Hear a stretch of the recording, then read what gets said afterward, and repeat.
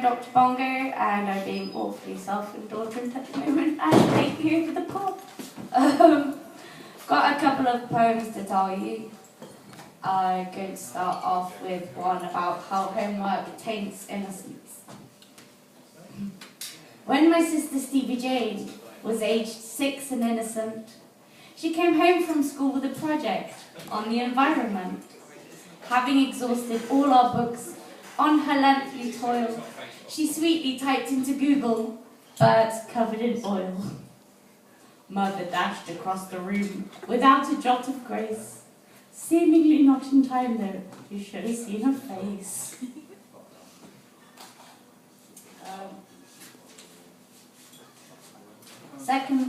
Sorry?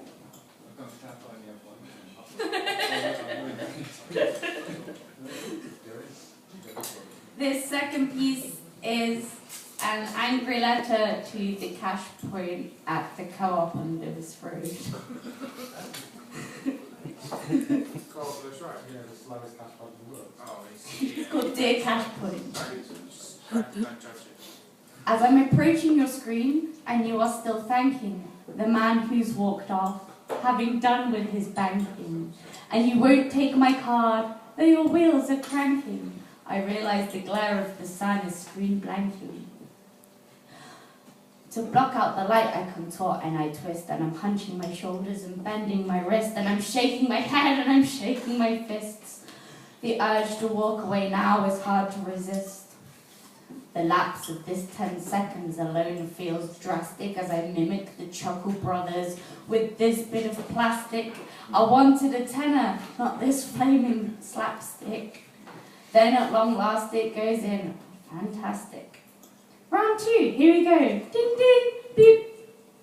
Beep beep beep beep. The grind between buttons is making them sleep. If we were to anthropomorphize the bugger, it would be the black sheep. This lengthy transaction is making me weep. The third try now looms, and I'm racked with attention. You could cut through the air with a knife for the tension. More time now passes as I push and wait with contention for the monotonous tone of push-button confirmation. Pin finally in. The next challenge awaits. The buttons and options on the screen are not straight. Was this machine only built to frustrate and drive the once patient people now queuing with hate? The number alignment is making me fret. If I make the wrong option, I'll be thrown into debt. If it's 100, not 10, I'll be very upset. But then, with a nudge of my finger, the action is set. A few seconds later, your wheels start a-whirring between my bank and your money, electronically deferring, praying to the gods of the overdraft that the storm is not stirring, before you quite casually spit out my card as if concurring. The tenor at long last is mine, and they ask, "Would you like an advice slip? What is this farce?" You struggle to complete even this simple task. What mysterious quest, dear Cash Point, would you suggest that I embark? Woo! Woo! Next one is a little ditty that I wrote whilst at a festival making breakfast. It's called Camping Cooking. When fried eggs don't go to plan, just scramble them instead. It looks like you did it on purpose, and it still goes well with bread.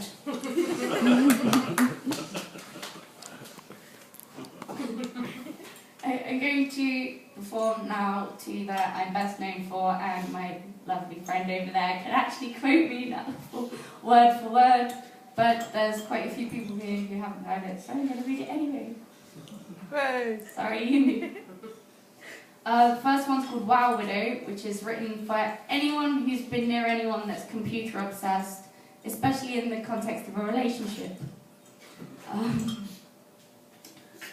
We seem to have some trouble, my geek lover and I. When we go to bed at night, he leaves me on standby.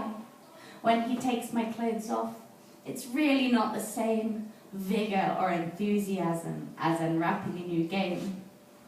If I were a computer, He'd turn me on all day. Seeing me in CGI would make him want to play.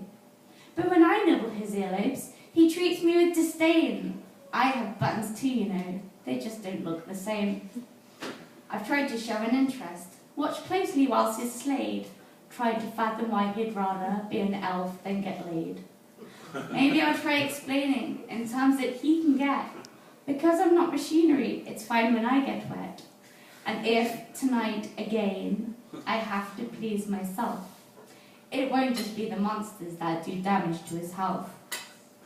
We can work out a system of gaining constitution. If it's what he really needs, a level up prostitution. And I'll use his language to tell him when I come. An orgasm in binary. 1, 1, 0, 0, 1, 1. Followed inappropriately by wet patch. After the moment, there's always a fuss.